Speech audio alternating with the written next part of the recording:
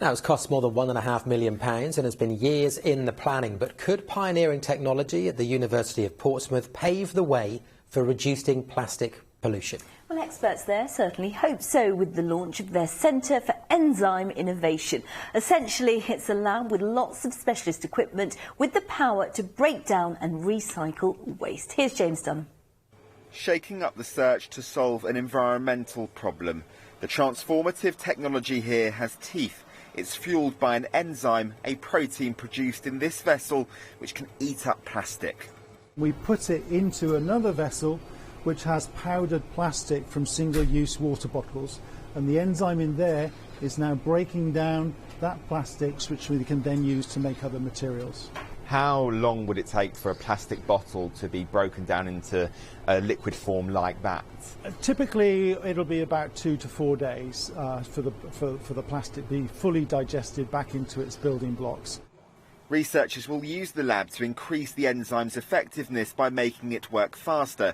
The platform here in Portsmouth, proof of what's possible.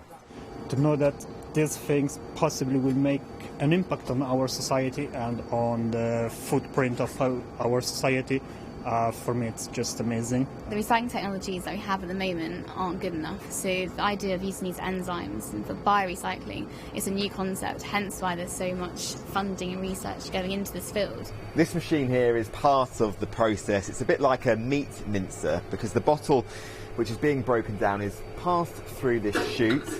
It's then churned apart into this refined powder, which is then mixed with an enzyme. Plastic pollution is not only unsightly, but it puts marine life at risk. The problem's getting worse.